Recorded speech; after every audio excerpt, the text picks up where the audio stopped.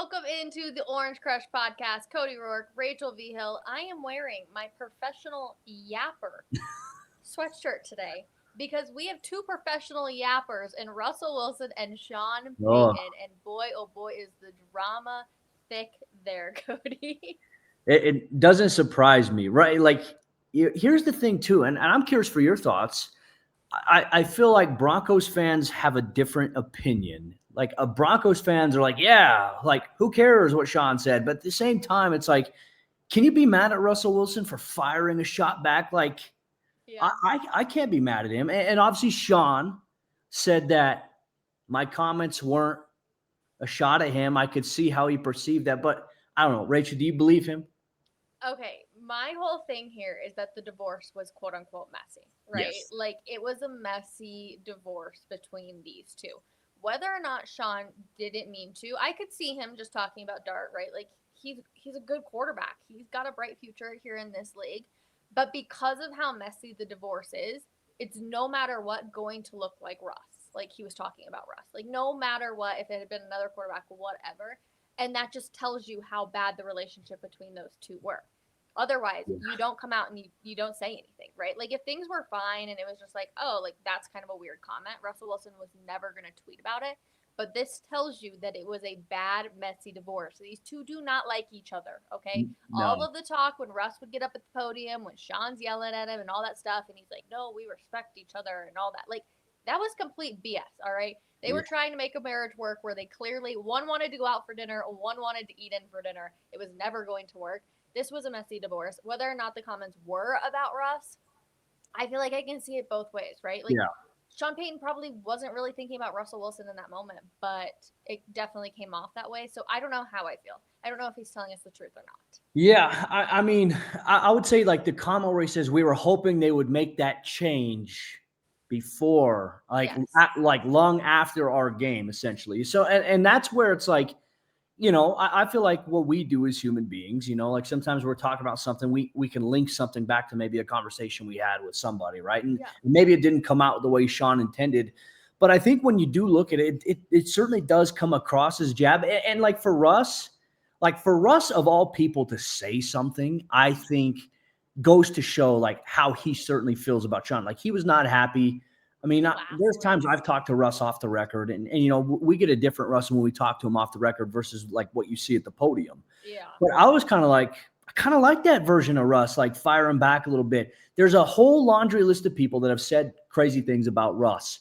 Yeah. But Sean is the one that got the response from him. And you know what? Like, fine. I'm okay with it. You know, like Sean is the type of guy, he can dish it. I think Sean could take it. Now, certainly from a PR standpoint, he's going to say, had nothing to do with Russell Wilson. But yeah, we all know. I mean, Rach, we were there. We saw how contentious that the tension was between those two guys, especially after Russ was benched in Denver.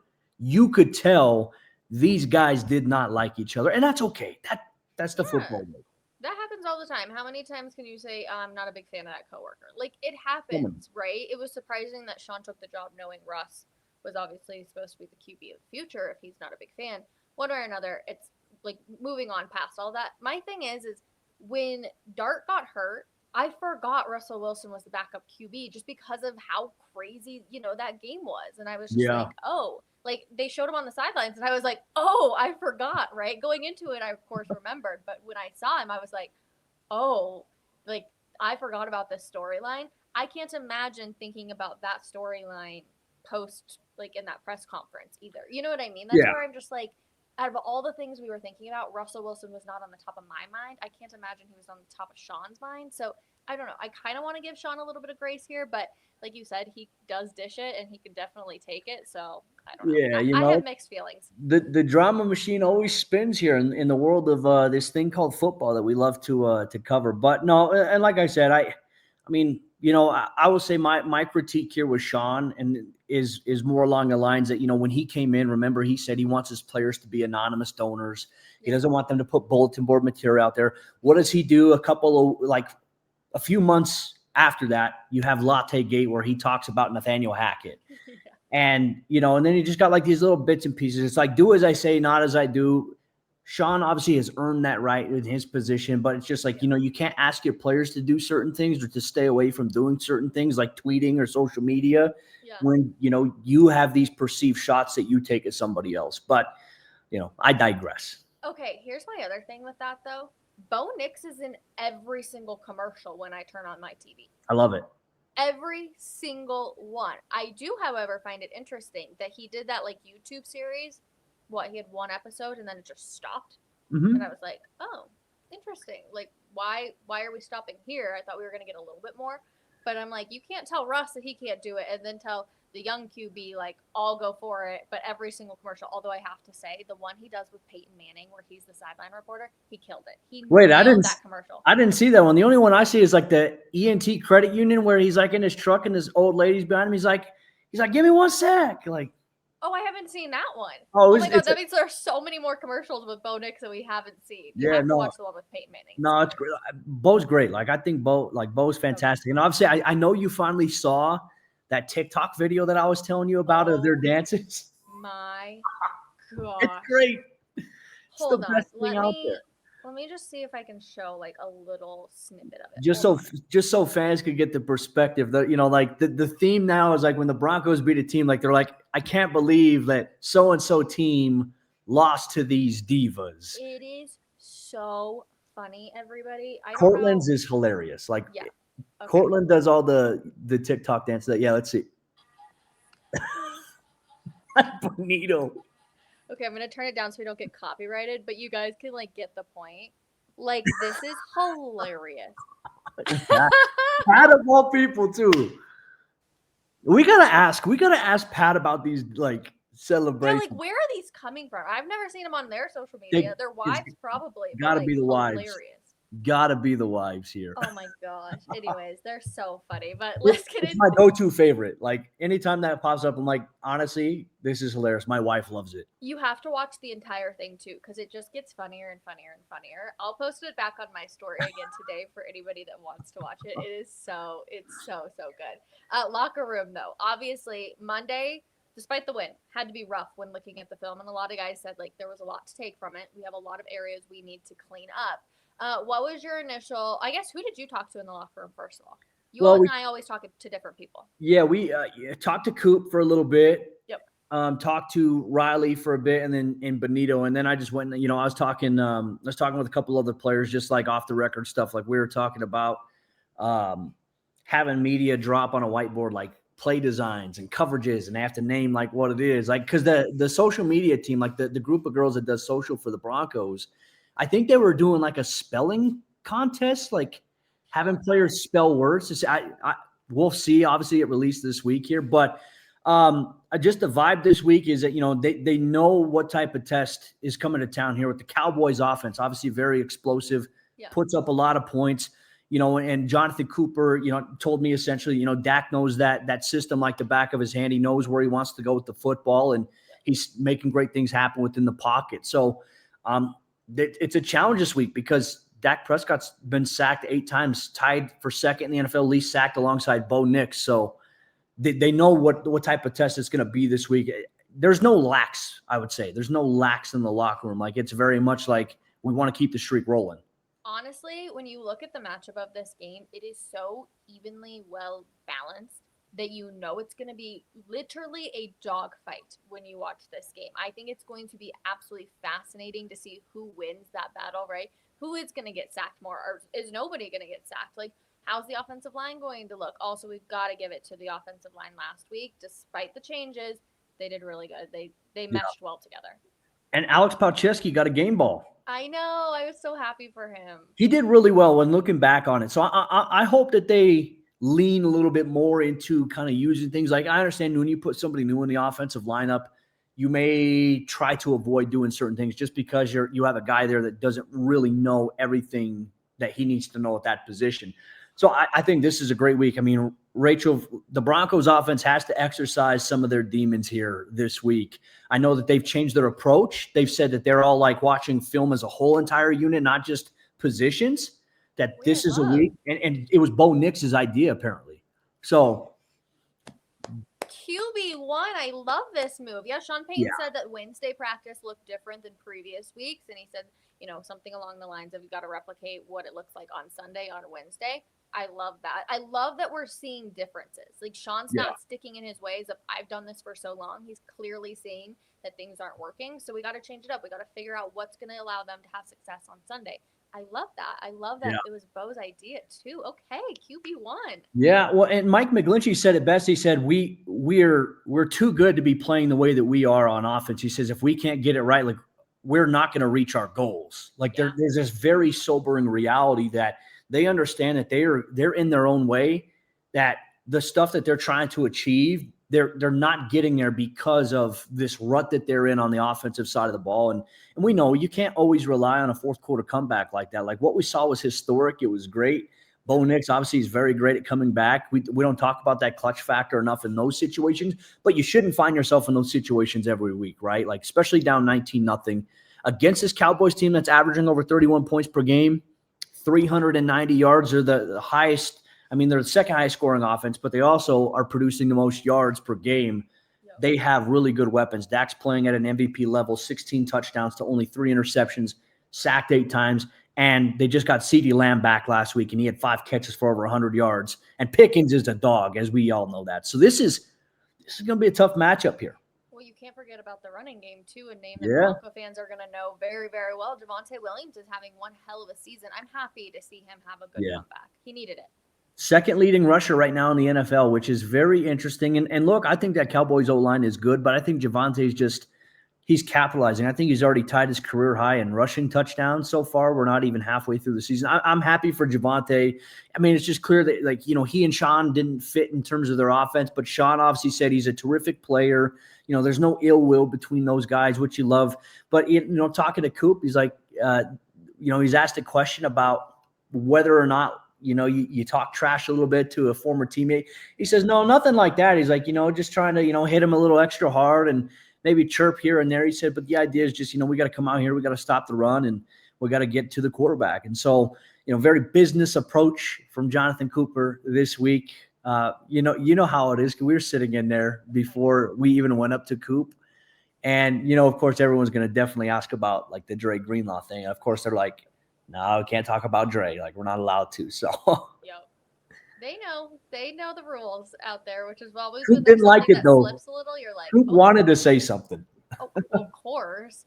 I was listening to Altitude Sports Radio yesterday, and they were having a great point of, like, why don't you just go trash the refs and take the fine?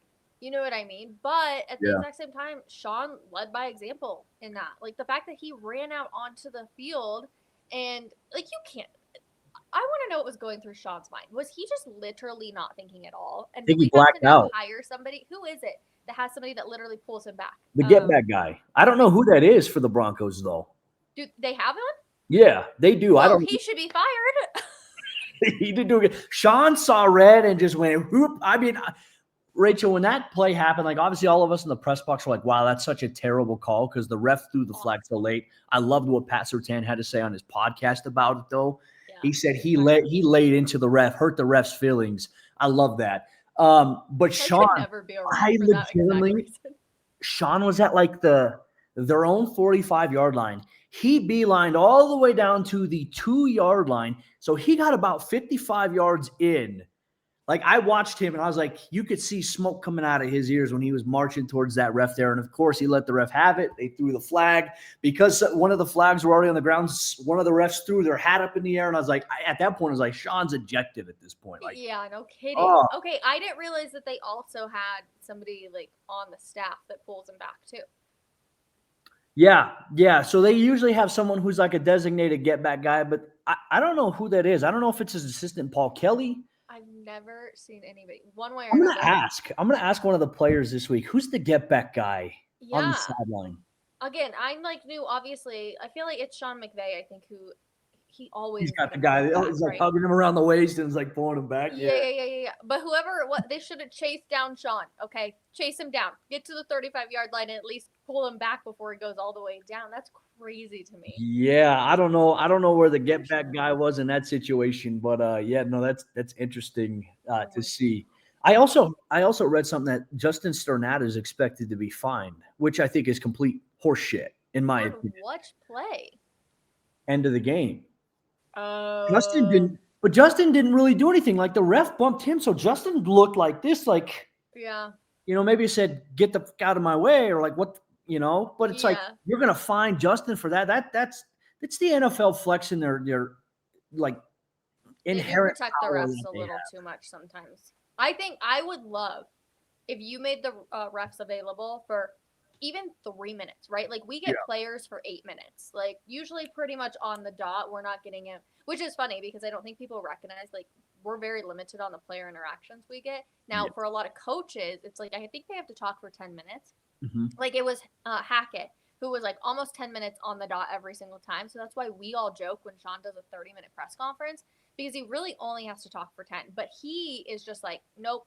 Don't worry about it. I'll decide when I'm done talking. So it always cracks up the media. But give us the refs for 3 minutes and allow us to ask questions. And I think it would be so fascinating. Yeah, the only time media ever gets to interact with the refs, it has to be the pool reporter. So Leggy. Yep. Leggy is the pool reporter for the PFWA Denver chapter. Yep. And so anytime there's like a questionable call, and I'm honestly surprised too, we didn't get a pool report after that game. I mean, obviously it was a crazy game. Maybe if it was a loss, he would have had a chance to ask him. But I'm surprised we didn't get a pool report from Leggy, like maybe talking to the ref about like, what'd you see in the pass interference call, like things like that.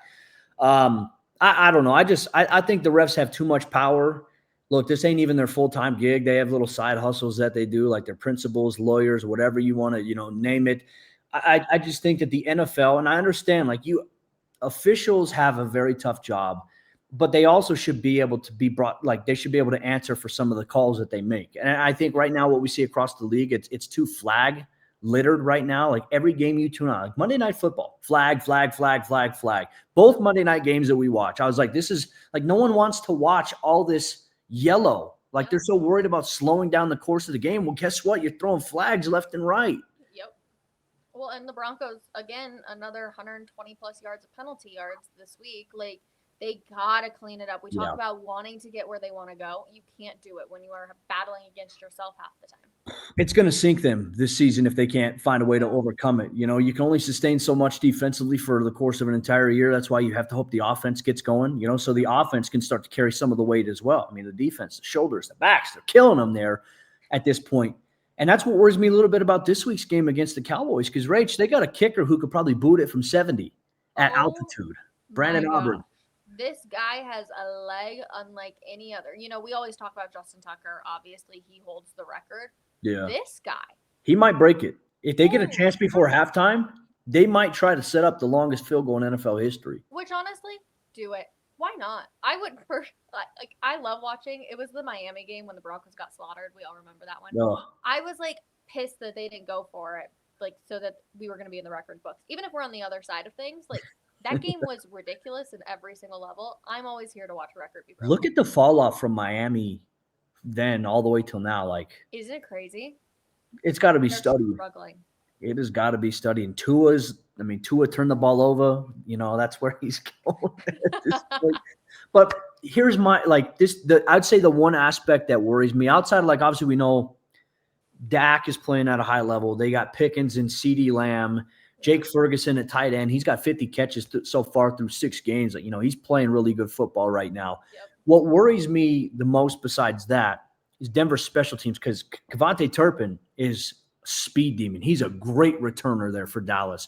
Yeah. I worry about the Broncos coverage issues. Is this one of those games where you say, boot it out of the back of the end zone, we'll just take it at 35, because I don't know if you want to risk setting up a big return from arguably right now the best kick return in the NFL in Turpin. Because also think about it this way. You don't want them to start up near the 45-yard line, because it's hey, all right, we don't get it. Aubrey, come kick the record field goal. We'll set it up. This is from a game scheming standpoint, I'm anxious to see how the Broncos approach this one.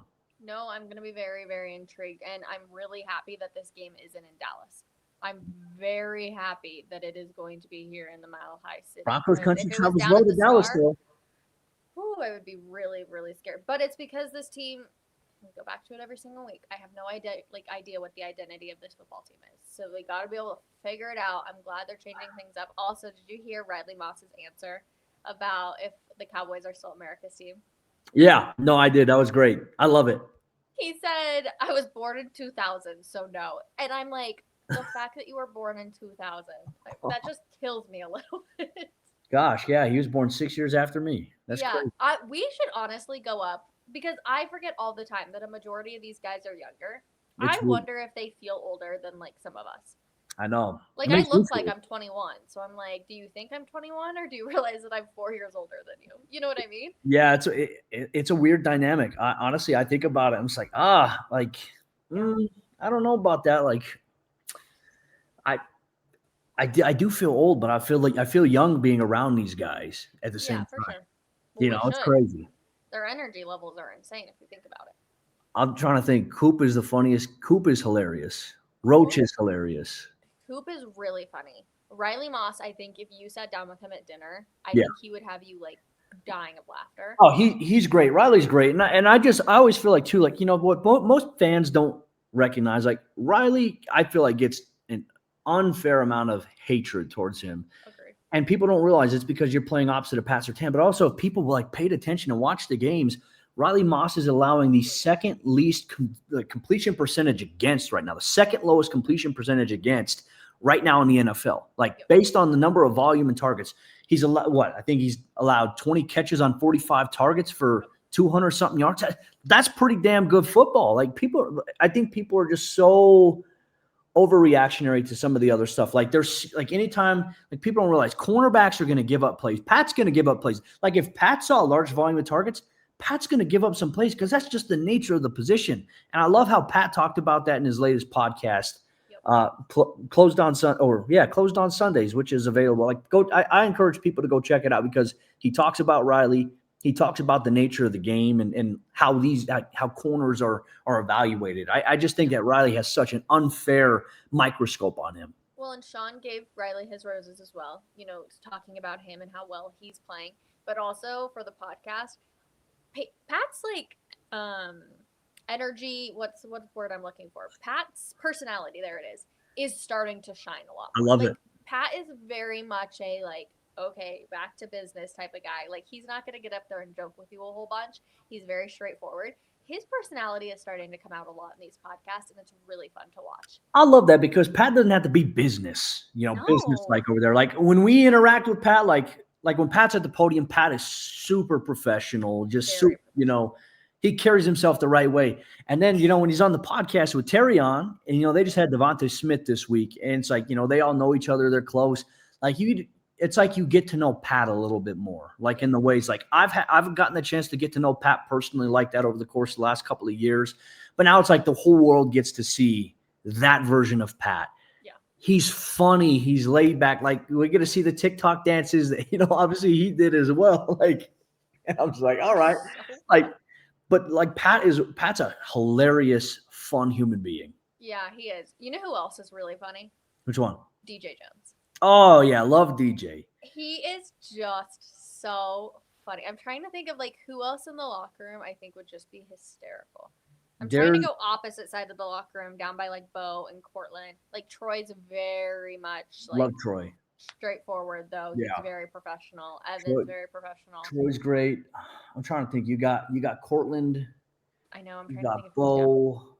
Crawshaw in the middle of those guys. Yep. I'm trying to think. Really, it's Mike McGlinchey's hilarious. Mike is really funny. We're getting to the point where, Christmas music is going to start playing here very, very soon. I remember last year, Mike McGlinchey was walking around singing the Grinch is like, "Where Are You, Christmas?" Oh my gosh. And I was like, Mike's got to do like, how the Philadelphia Eagles did like a Christmas. I'm like, yeah. Mike McGlinchey and a couple other players should put together a Christmas album. Like every team should do it around the NFL, in my opinion. You should tell the social team to do that because it would be hilarious. I might have to try to scheme something up. I actually I gave the Broncos a great idea for next year's schedule release, and I hope they take it and I hope they do it because the last couple schedule releases that they've done, after Peyton's first 2 years, it was like yeah, okay, we didn't. a little tough. it's been a swing and a miss, and I don't know if that's because of Sean being there. But have you ever seen Terry Tate, office linebacker?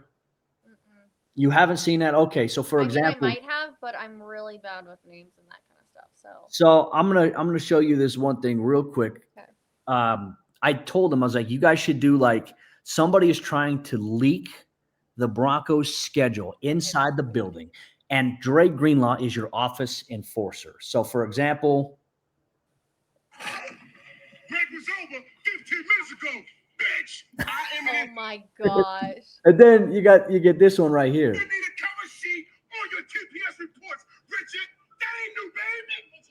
Hey, Janice. Motherfucker. Hey, Janice. Oh my gosh, you should. And Dre's actually like the perfect person to do that. Dre, and it has like somebody trying to leak the schedule, and they're at the fax machine, and he tackles them, and it's like, no, not today. And it's like, but then there's a whole bunch of people inside the building trying to leak it. So he's like this office enforcer. So if that ever happens, or if anyone tries to do that, they heard it here first. Hopefully the Broncos run with that. That would be so fun. Oh my gosh, so fun. Just like the throwbacks. Cody leaked it on Tuesday's episode. Throwbacks are happening. All the players love them. I love them. I need to get my hands on one, but I'm so. You see how shiny they are? Like in the locker room when they're all hanging up there. I was like, gosh, like I would kill to just have one of those sitting in my office. And I love how every player is like circling like which games they're going to do the throwbacks, or people just assumed like Pat Bryant said, oh, I didn't realize we got to wear them for multiple games. Yeah. He was like, I had to call up my cleat guy and tell him I need new cleats by Friday because we're wearing these. First of all, I want a cleat guy. Okay, can I get somebody like that? That would be so great.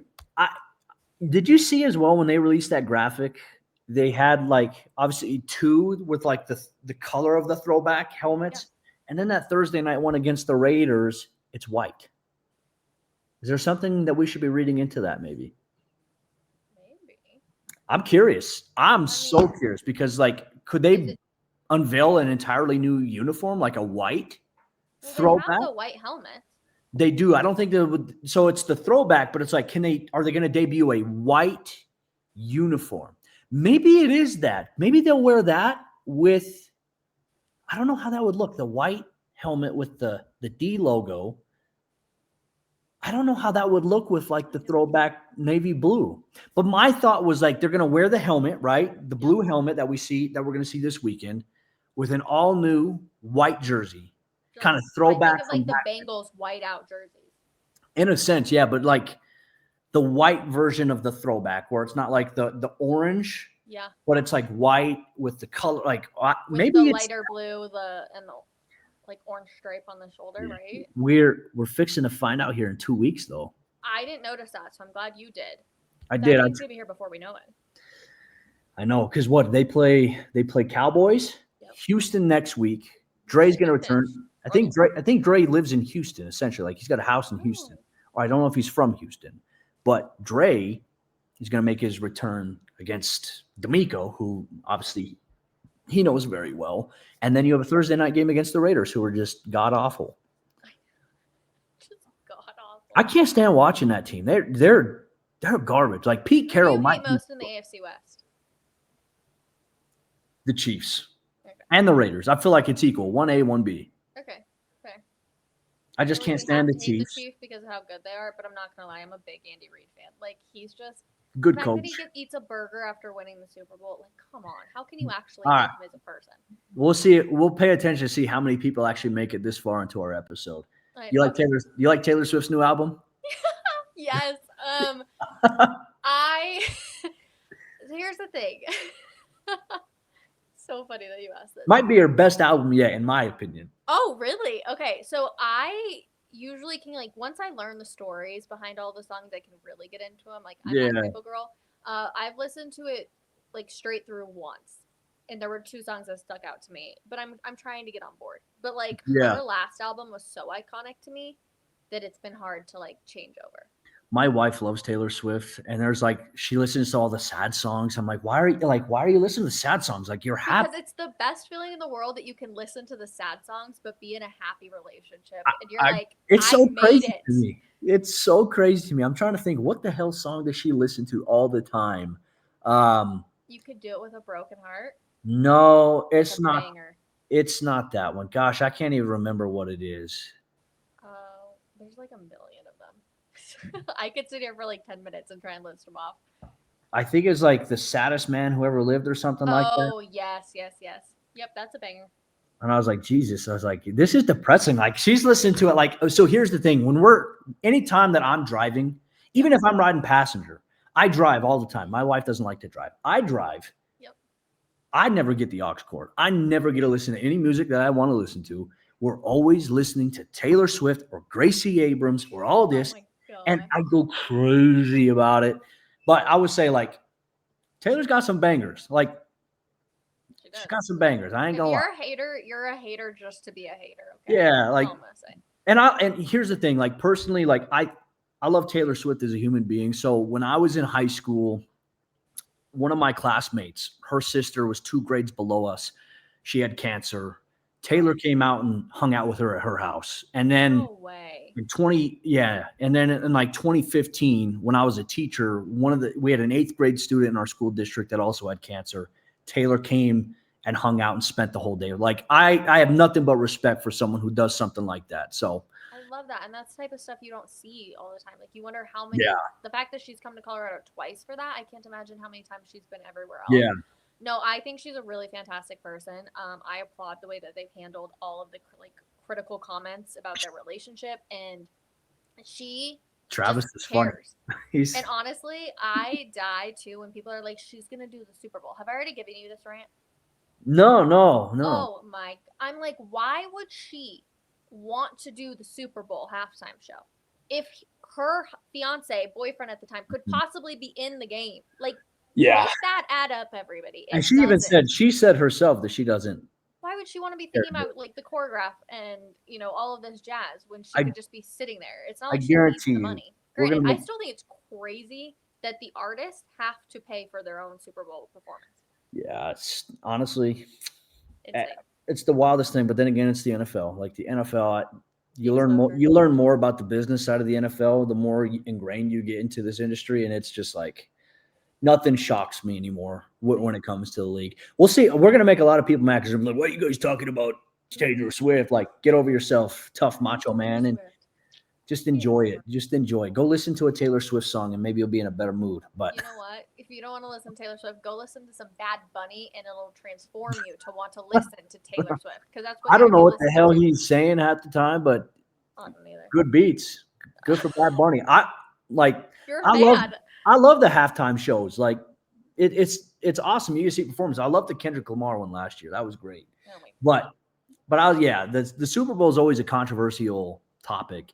But hopefully the Broncos are at some point playing in one, and that's what we get to cover. Oh my gosh, I would absolutely lose my mind. Yes. Maybe. The future is bright for this team if they can figure it out offensively, cut down on the penalties, and if they get after Dak Prescott this week, that will be the question. As always, Cody and I appreciate every single one of you guys for hanging out with us. Like I say every single week, this is a therapy session. We literally don't plan what we're going to talk about, and that's how we end up on the conversation of Taylor Swift. So we hope you guys enjoy it, and we will see you guys on Tuesday after the Broncos hopefully get a W against the Cowboys. Yeah, we're hoping so. 6-2 on the way? Maybe so. Tune in to find out.